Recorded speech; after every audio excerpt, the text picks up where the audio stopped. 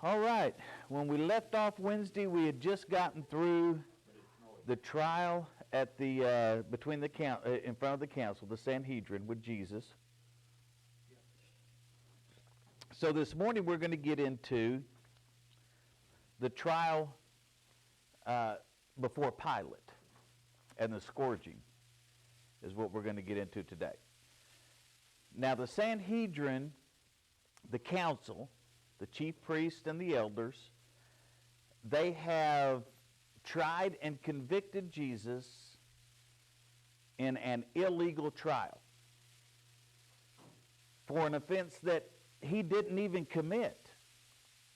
He was innocent of everything, but they have tried and convicted him. And they've said that his sentence was worthy of death. But there was a problem. The Jewish council didn't have the authority in a Roman province to execute anyone. They had taken that power away for them.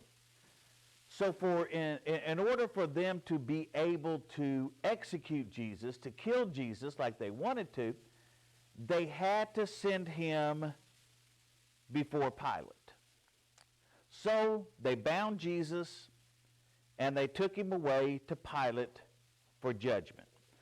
Now let's go to Matthew chapter 27, verses 3 and 4.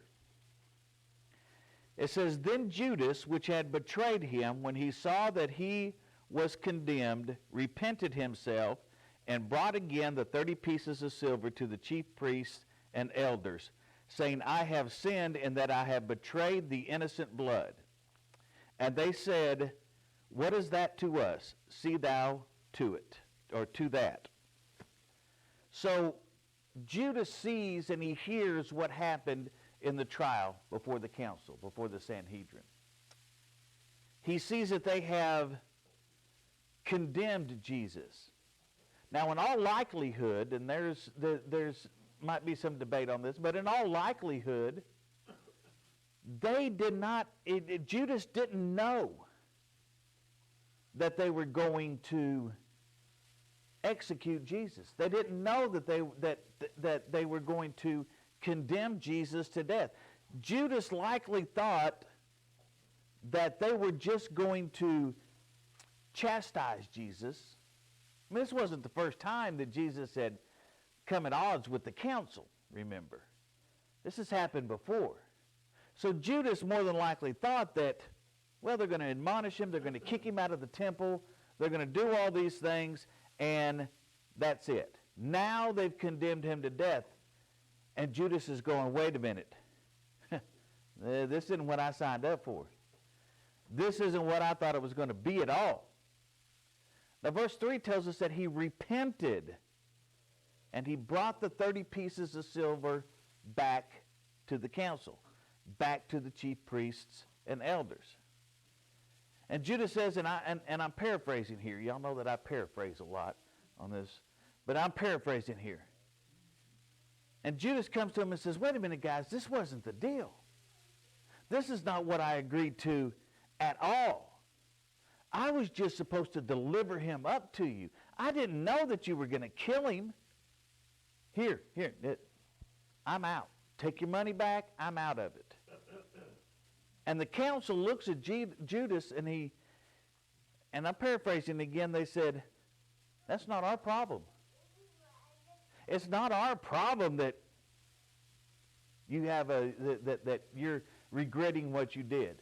Take your money and get out. We aren't concerned about your guilty conscience at all. We could care less about your guilty conscience. We've got what we wanted, and it's worth these 30 pieces of silver to us. So just take your money and go.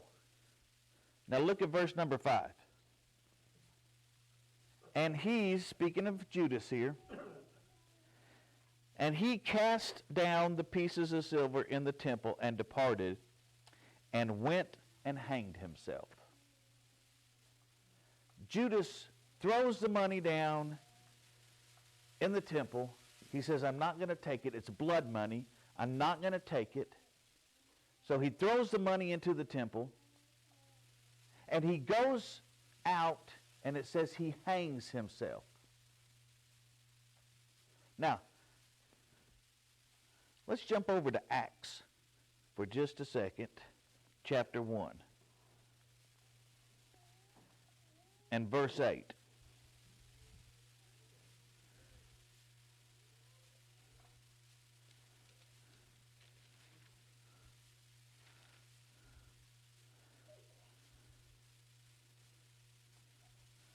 I got the wrong one. Oh, verse 18. I'm sorry, not 8, 18. Now this man, speaking of Judas, now this man purchased a field with the reward of iniquity, and falling headlong, he burst asunder in the midst, and all his bowels gushed out. They're speaking of Judas there. Now this brings up a little bit of controversy. All right? Because in Matthew it's saying that he hanged himself. But in Acts here it's saying that he fell headlong and burst asunder. In other words, he bust open and his bowels spilled out. Okay? And those who attempt to discredit the Bible like to point to this as being inconsistencies in the Bible, contradictions in the Bible, but it's not. And let me explain why. Okay? The Bible is inerrant. There's no error to it. It is the way, it's perfect. It doesn't contradict itself. Right? But there's no way that Judas could have died by hanging and by falling and bursting open. Now, some commentators have said that Judas hanged himself, and as he was hanging himself, the rope broke, and he fell, and he busted open. Okay? And basically his gut spilled out. All right? I know some of y'all just had breakfast, but bear with me here. All right? He fell, and his gut spilled out. There's a little bit of problem with this theory, though. Number one, skin is very tough. I mean, very, very tough. Even people who fall off cliffs, fall from great heights, kill themselves by jumping off of buildings, doing things like that, rarely, if ever, burst open when they hit the ground. Okay? Their insides may turn to jelly, but rarely do they burst open and their guts spill out, their bowels spill out. It just doesn't happen. Okay? So here's the most likely scenario. Judas went and hanged himself. He dies from hanging himself. But now he's unclean because he's killed himself. Nobody wants to touch him. Nobody wants to take him down. Nobody wants to get around him. So what happens? He hangs there in that tree until he starts to decompose. All right? And as he's decomposing, either he gets to the point that his head pops off and he falls through. All right? Like I said, I'm sorry. I know some of y'all just ate breakfast. Or the fluids in the body ate away at the rope, or something caused the rope to break and he fell. And because he was decomposed to that point, the skin was no longer as tough as it was, and he burst open then. That is the most likely scenario of how it happens, right? But getting off that topic, I know that some of y'all are going, thank you very much. I was going to have spaghetti for lunch, and now that's out of the question. Okay? But getting off that topic, the council couldn't take the money back. They were not able to take the money back. It was blood money. They couldn't take it back and put it back in the treasury. It was used to betray and condemn an innocent man. So instead, the money was taken and it purchased a potter's field. Now, y'all know what a potter's field is? Yeah, it's a burial ground for indigent people. It says strangers, but it's indigent people, people who can't afford to buy their own, to buy a cemetery plot or anything like that. That's what this is for. Yeah, don't have a family to do it. They bury them in what they call a potter's field. Okay? I don't know of any that's still around here anymore, but that's what they used to do.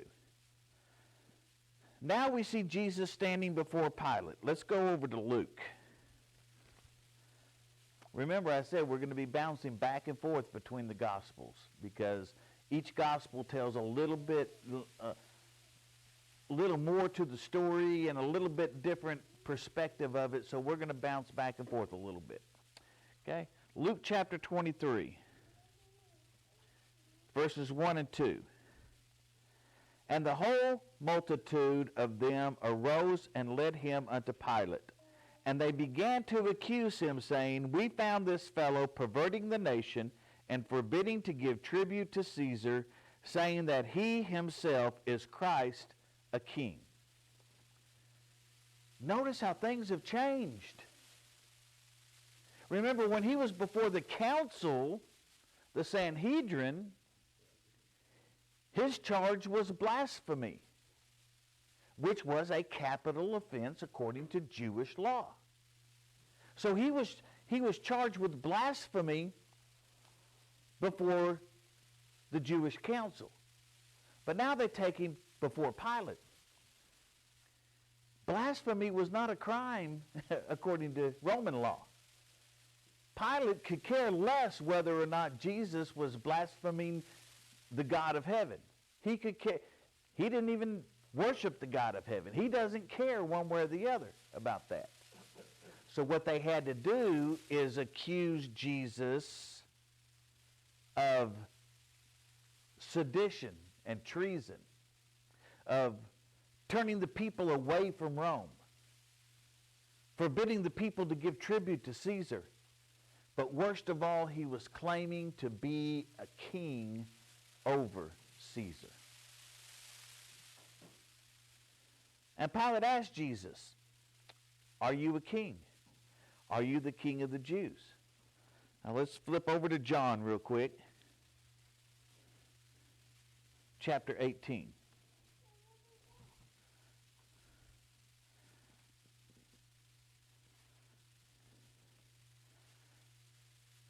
Verse 33. Then Pilate entered into the judgment hall again and called Jesus and said unto him, Art thou the king of the Jews? Jesus answered him, Sayest thou this thing of thyself, or did others tell it thee of me? Pilate answered, Am I a Jew? Thine own nation and the chief priests have delivered thee unto me. What hast thou done? Jesus answered, My kingdom is not of this world. If my kingdom were of this world, then would my servants fight, that I should not be delivered to the Jews. But now is my kingdom not from hence. Pilate therefore said unto him, Art thou a king then? Jesus answered, Thou sayest that I am a king. To this end was I born, and for this cause came I into the world, that I should bear witness unto the truth. Every one that is of the truth heareth my voice. Pilate asked him, Are you a king? And look how Jesus answers him. He says, Are you asking me these things because you've heard it? Because you want to know? Or are you asking me these things because somebody else told you that that's the way it was?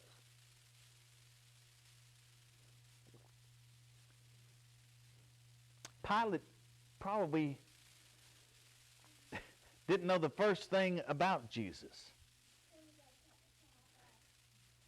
because his answer is very telling. Pilate says, I'm not a Jew.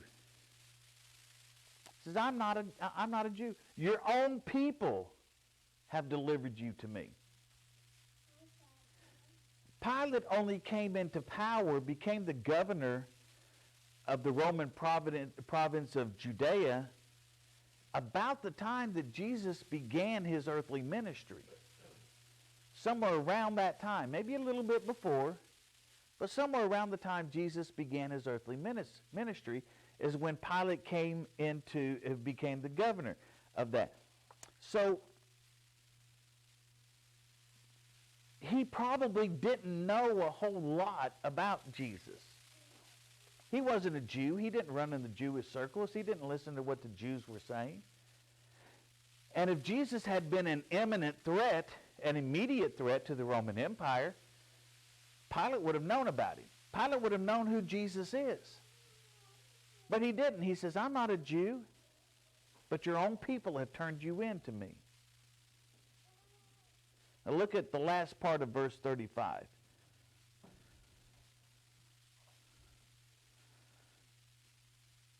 He says, thine own nation and the chief priests have delivered thee unto me. What hast thou done? Pilate's asking Jesus, look, what exactly have you done? These guys brought you up here. They're saying all this stuff, but really, what exactly is it that you've actually done? He says, are you a king? What is this great crime that you've supposedly committed? And Jesus says, my kingdom is not of this world. My kingdom is not of this world. Look at 36 and 37. Again, Jesus answered, my kingdom is not of this world. If my kingdom were of this world, then would my servants fight. Jesus says, my kingdom's not here. If my kingdom were of this world, then my soldiers, my servants, my people would have fought to make sure that I didn't get delivered unto the Jews. He says, but my kingdom is not of this world.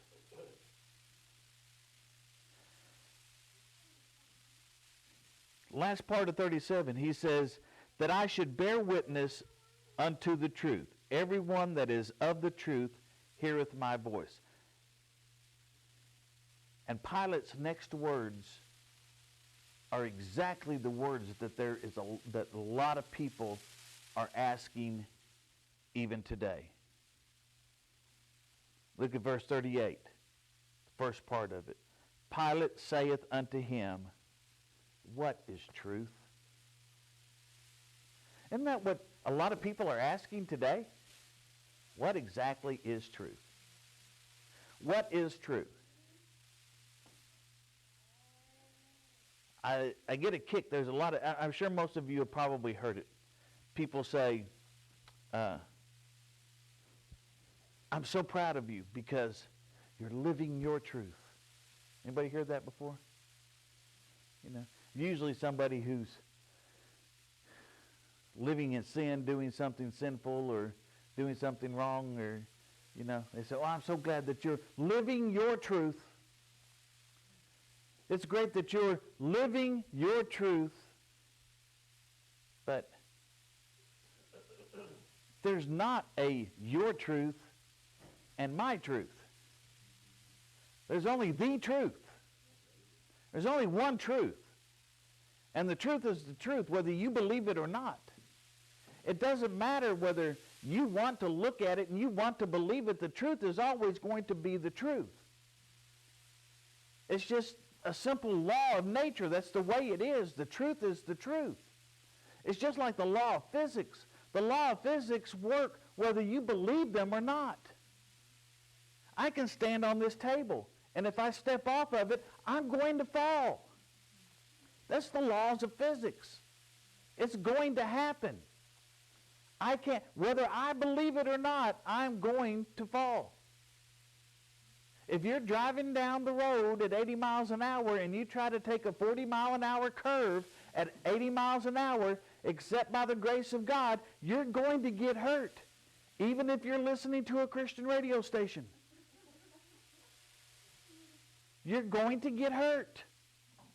The laws are the law. Truth is the truth, whether you believe it or not. 2 plus 2 is always going to equal 4. Whether you believe it equals 5, 6, 10, or 15, it is always going to equal 4. It doesn't matter whether you believe it or not. They're trying to do this in schools now. They're trying to say, oh, math is racist and all this other stuff. Just because this kid wants to believe that 2 plus 2 equals 22, that's fine. Let him believe that. Well, I hope he doesn't go into engineering and try to design any bridges that I have to drive over. I want somebody who knows that 2 plus 2 equals 2 or equals 4. I don't want any of this, The truth is the truth. And Jesus is the way, the truth, and the life. No man cometh unto the Father but by him. This is the truth. Whether you believe it or not, it's the truth. And the truth is always going to be the truth. Now let's look at the second half of verse 38. And when he had said this, he went out again unto the Jews, and saith unto them, I find in him no fault at all. Jesus tells the chief priests, the elders, everybody out there, I find no fault in him. Pilate has just acquitted Jesus. He has just found him not guilty. In our legal system, the way our legal system is, or at least the way it's supposed to be today, if you're found not guilty, if you're acquitted of a crime, that's it. You can't be tried for it anymore. That's the end of it. If they take you to court and you stand before a judge and the jury says, no, he's not guilty, that's it. And once you're found not guilty, you can walk right out into the street and say, yeah, I did it. And there's nothing they can do to you about it. Okay? It's a double jeopardy, and it's against the laws of our country. Here Pilate is saying, I find no fault in this man. I find absolutely no fault in this man. He has just acquitted him. Now let's jump back over to Luke again. Say, quit jumping around so much. Luke 23, verses 4 through 7. Then said Pilate to the chief priests and to the people, I find no fault in this man. And they were more fierce, saying, He stirreth up the people, teaching throughout all Jewry, beginning from Galilee to this place. When Pilate heard of Galilee, he asked whether the man were a Galilean. As soon as he knew that he belonged unto Herod's jurisdiction, he sent him to Herod, who himself also was in Jerusalem at that time. Pilate suddenly sees a way to get out of this political fiasco that he's in. And it is a political fiasco. It is a highly political problem that he's facing. It's not a legal problem. It's not anything that is, he's already said this man's not guilty. But politically, to let him go would cause a lot of trouble.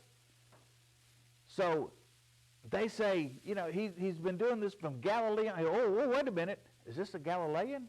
Yeah. Oh, he's not my problem. Send him to Herod. Let Herod take care of him. Get him out of my hair. So he sends him to Herod. Let's look at verse.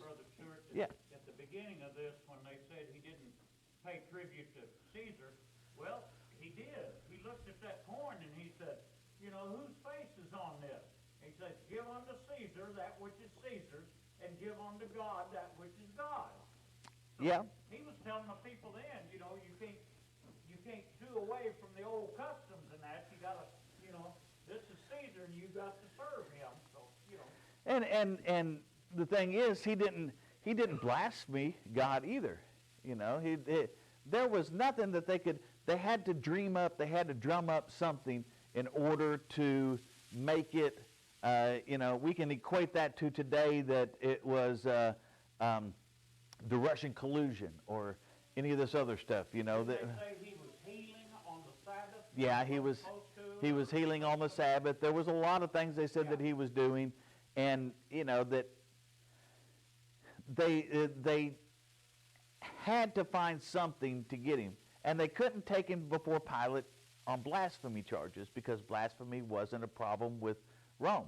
So they had to take him there with charges of sedition and treason. But Pilate says, I can get out of this. I'm going to send him to Herod. Now let's look at verse number 8. And when Herod saw Jesus, he was exceedingly glad, for he was desirous to see him of a long season, because he had heard many things of him, and he hoped to have seen some miracle done by him. Herod was thrilled that Jesus was there. They bring him to Herod, and they say, here you, and Herod's going, oh, great, I've been wanting to see this Jesus. I've heard a lot of things about this Jesus. I've heard he's performed a lot of miracles. I've heard he's done a lot of stuff. But see, Herod didn't want to see Jesus because he wanted to hear any kind of truth that Jesus might have been putting out. No, he wanted to see a show. He wanted to see a miracle. He wanted to see, he wanted Jesus to perform for him, so to speak. Verse 9 through 11. Then he questioned with him in many words, but he answered him nothing. That means Herod questioned Jesus, but Jesus didn't answer him. And the chief priests and scribes stood and vehemently accused him. And Herod, with his men of war, set him at naught and mocked him and arrayed him in a gorgeous robe and sent him again to Pilate. Herod questions Jesus. He asks him, he says, hey, what's this all about? What's going on here? But Jesus just stands there, doesn't say a word, doesn't say anything. No, this is a different. This is Herod, that Herod's son, and so he's looking for a miracle. He sees he's not going to get a miracle. So he starts questioning Jesus. He asks Jesus questions. Jesus doesn't answer him. And finally, well, look at it this way. The chief priests and the scribes were there standing before Herod, and they were constantly accusing Jesus of all these things. Isn't that what Satan does to us? Okay? He's the accuser of the brethren. He's the one that goes around and he's constantly telling everybody, telling God, he's up in heaven telling God, look what this guy did. Look what this guy did. Look what this guy did. And that's what the chief priests are doing. They're telling Herod, look what he did, look what he did. And Herod's going, well, what about that? And Jesus doesn't answer anything. Herod finally gets upset, and he finally gets frustrated, and I'm not going to see a miracle. I just wanted to see a show. He's not saying anything. I'm tired of this. I've lost interest. He said, put a robe on him. Let's mock him a little while, make fun of him. Send him back to Pilate. Let Pilate take care of him. Now, when Jesus gets back to Pilate, Pilate calls the chief priests and the scribes together. Look down to verse 13. And Pilate, when he had called together the chief priests and the rulers of the people, said unto them, Ye have brought this man unto me as the one that perverteth the people, and behold, I have examined him before you, have found no fault in this man touching those things whereof ye accuse him. Nor yet Herod, for I sent you to him, and lo, nothing worthy of death is done unto him. For I will therefore chastise him and release him. For of necessity he must release one of them at the feast. So again, he calls them together, the chief priests and the scribes. And he says, look, I've already found no fault in this guy once. Now you're bringing him back to me. I sent him to Herod. Herod didn't find any fault in him. Send him back to me. Yeah. Oh, I'm sorry. And he said, Herod didn't find anything wrong with him. Now, you're sending him back to me. I still don't find anything wrong with him. So I'll tell you what I'm going to do. I'm going to have him scourged. So I'm going to chastise him. And then I'm going to release him. So he sends Jesus to be scourged. Now, scourging is not a minor punishment by any stretch of the imagination. In fact, many people actually died because of scourging. Let me tell you a little bit about it. The whip that they used had multiple strands of leather, usually around 9. That's why they call it a cat of 9 tails. And at the end of each strand of leather, there is a metal ball. This metal ball is to give it weight so it can get a good swing out of it. Interwoven into each of these strands of leather are metal hooks, kind of like fish hooks, that are interwoven into it. Also, there are things like broken bone, pottery, different things that were interwoven into it. And the soldier who was doing this, who did the actual scourging, wasn't some little fella. He was probably one of the biggest, meanest, toughest guys that they had there. And he was extremely sadistic. The more pain that this guy could inflict, the better he liked it. Now, Jewish law says that a person could not receive more than 40 lashes. So usually they would give a person 39 lashes just to make sure that they didn't violate the law. That's in Deuteronomy 25:3. So the Bible doesn't tell us specifically how many lashes that Jesus got. But we know that it wasn't the Jews that were doing it. It was the Romans. They weren't bound by Jewish law. So it's conceivable that Jesus could have gotten more, or he could have gotten less. Most likely because it was the festival and this was a Jew and there was such uproar, they probably stuck with the 39 just to avoid any kind of trouble. Okay? But even one lash from this whip would have been excruciatingly painful. Terribly, terribly painful. Now they take this whip and they tie the person who was getting scourged, they tie him to a post with his arms up so that the muscle and the skin in his back is stretched. It's tight. Okay? And this guy comes down with this whip, and he comes down with all of his might. Remember, there's little lead or metal weights on the end of this thing. We don't know how big they are, but they're not light. They're pretty heavy metal weights. And they come down on his back. And as they come down on his back, the hooks go into the flesh and stick into the flesh. Now, a lot of times you see the whipping, they'll whip, come back, whip, come back. That's not how it was.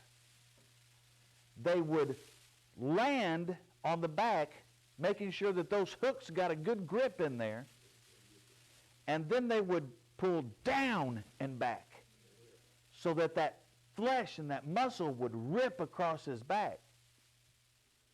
Like I said, these were big weights on the end of it.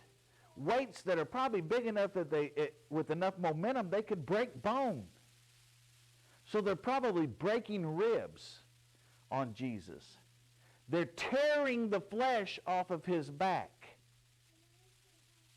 And 39 times this happens.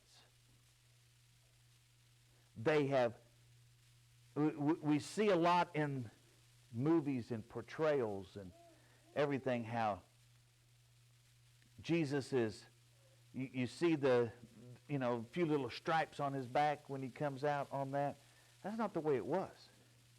When Jesus came out, he probably, his back was like hamburger meat. His flesh was torn. His ribs were most likely exposed. I think the closest I've seen to an accurate depiction of this was probably The Passion of the Christ by Mel Gibson.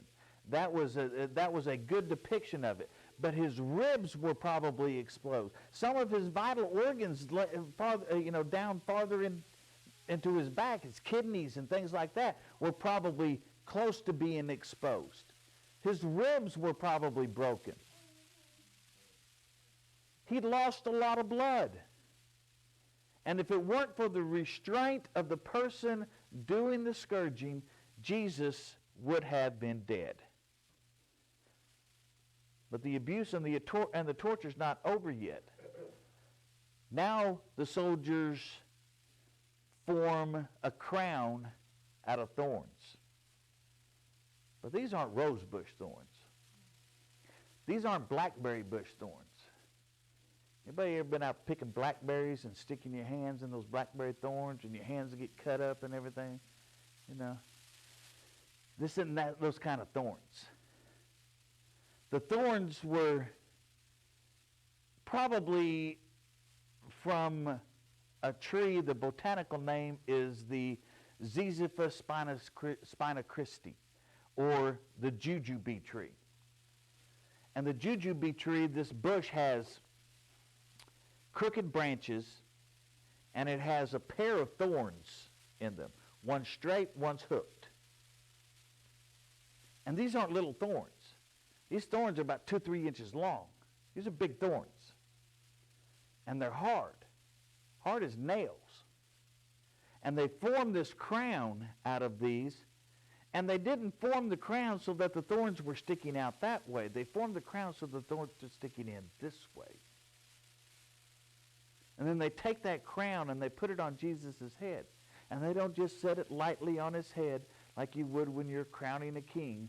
No, they get this on his head, and then they take a stick and they start beating it down on his head. So these thorns are being driven into the flesh, but also into the skull itself.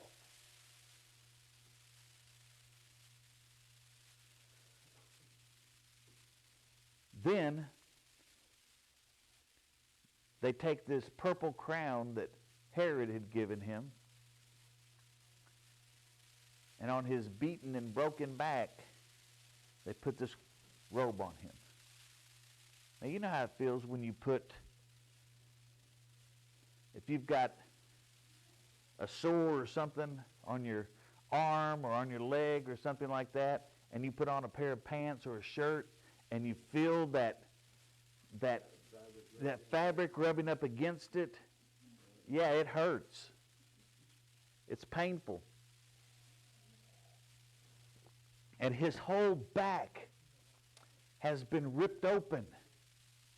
And now they place this robe on his back. And this is probably not the softest of materials either. Okay?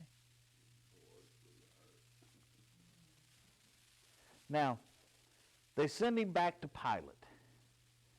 And Matthew records that Pilate's wife comes up to him and says, "Don't have anything to do with this man. I've had a dream. And you don't need to have anything to do with this man."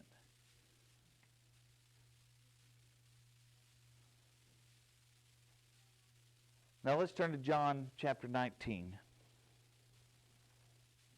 verses 4 and 5. Pilate therefore went forth again and saith unto them, Behold, I bring him forth to you, that you may know that I find no fault in him. Then came Jesus forth, wearing a crown of thorns and the purple robe, and Pilate saith unto them, Behold the man. So Pilate again tells him, I find no fault in him. Herod has found no fault in him. Now Jesus presents him to the people after being scourged and says, I find no fault in him. But look at 6-7, verses 6 and 7. When the chief priests therefore and officers saw him, they cried out, saying, Crucify him, crucify him. Pilate saith unto them, Take ye him and crucify him, for I find no fault in him. The Jews answered him, We have a law, and by our law he ought to die, because he made himself the Son of God. Pilate tells them, if you want him crucified, take him and crucify him yourself. They said, but we have a law, and our law says he has to die. And Pilate says, take him and crucify him himself, knowing full well that they weren't allowed to do that, because Roman law forbid the Jews to actually put anybody to death. And crucifixion, and they wanted Jesus crucified. Now, crucifixion was a uniquely Roman execution, which we're going to get into Wednesday, the crucifixion.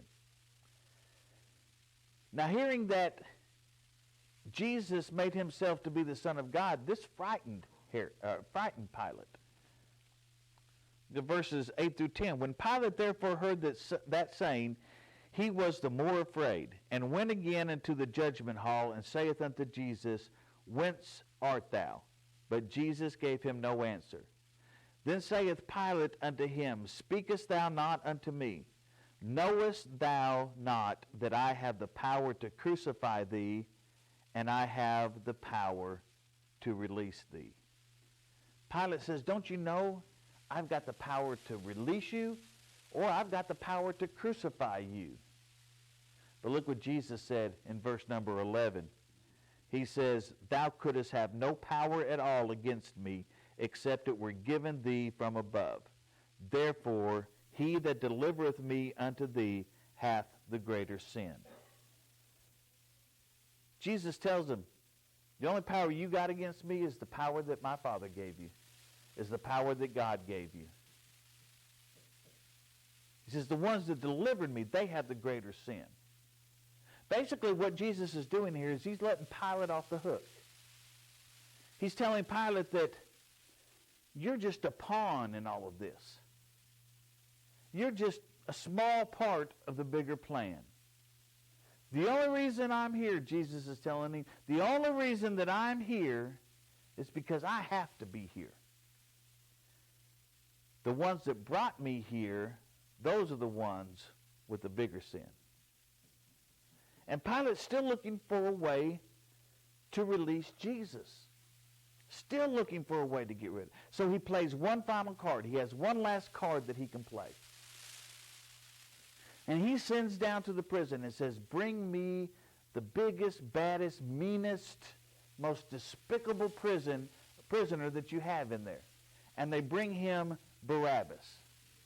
Barabbas was a robber. He was a killer. He was not a nice guy. He had caused the Jews a lot of problem because of his attempts to overthrow the Roman government. But not only that, but he wasn't just robbing from the Romans and killing the Romans. He was also doing that to the Jews as well. So he was violating them also. And Pilate says, I'm going to give you the opportunity. I'm going to release. It's the Passover, and since it's the Passover, I'm obligated by tradition to release one of these prisoners to you. So I tell you what, I'll give you Barabbas, this killer, this murderer, this robber, or I'll give you Jesus. Now let's go over to Matthew 27. I'm trying to hurry here. We'll run a little bit past, but that's okay. We'll get done in just a few minutes. Matthew 27, verses 20 to 23. But the chief priests and the elders persuaded the multitude that they should ask Barabbas and destroy Jesus. The governor answered and said unto them, Whether of the twain will ye that I release unto you? They said, Barabbas. Pilate saith unto them, What shall I do then with Jesus, which is called Christ? They all say unto him, Let him be crucified. And the governor said, Why? What evil hath he done? But they cried out more, saying, Let him be crucified. Pilate's last-ditch effort has failed. He thought that surely these people would rather take Jesus, who they have been calling the Christ, surely they would rather take him than they would this vile person, Barabbas. But no, the crowd hollers for Barabbas. And Pilate tries to reason with them one last time. He says, Why? What evil has this man done? What crime has he committed? Somebody give me just one good reason why I should execute this man. Verse 24 and 25. When Pilate saw that he could prevail nothing, but that rather a tumult was made, he took water and washed his hands before the multitude, saying, I am innocent of the blood of this just person. See ye to it. Then answered all the people and said, His blood be on us and on our children. Pilate sees that this crowd, this mob, is about to break into a riot. That's the last thing he needs. Remember, he's only got a little over 1,000 Roman soldiers in town right now, in Jerusalem. And in Jerusalem for the feast, there's hundreds of thousands of Jews in there. So he doesn't want this to break out into a riot, so he releases Barabbas. And he says, washes his hands and says, I'm innocent of this man's blood. See to it. Take him. See to it. Pilate was just a pawn. One way or the other, Jesus was going to be crucified. If the Jews had taken Jesus when Pilate told them to, if the Jews had taken him to crucify him himself, Pilate would not have done anything about it. He would have let them do it. Just to get him out of his hair. But Pilate did what he was already predestined and predetermined that he would do. This was already set up at the fall in the garden. The power wasn't Pilate's, the power was God's. Barabbas is released, and Jesus is about to make his journey through Jerusalem to the place he'll be crucified. And that's where we'll pick up on Wednesday. Any questions, comments, concerns, amens, omis? Yeah. Now, I don't remember how to remember this. Is there not a scripture? They went to break Jesus' feet or his legs. Mm-hmm. And they didn't do it because he was already dead, but there was a scripture, was it not, that said the reason they didn't break it because the scripture said that his bones were not. Yeah, it's in Psalms. I don't remember exactly what psalm it is, but it's in Psalms that not a bone in his body was broken. Okay. So, yeah. So, and we're going to get into that Wednesday when we go through that. Well, when you said something about breaking his ribs, Yeah, it may not have, that could break his ribs, and probably, more than likely, it wasn't breaking his rib, but his back was just destroyed. That's a good point, yes. All right. Anything else? All right, Wednesday we'll get into the crucifixion, the journey through Jerusalem and the crucifixion. And then next Sunday we'll get into the resurrection. All right. That it? No other questions?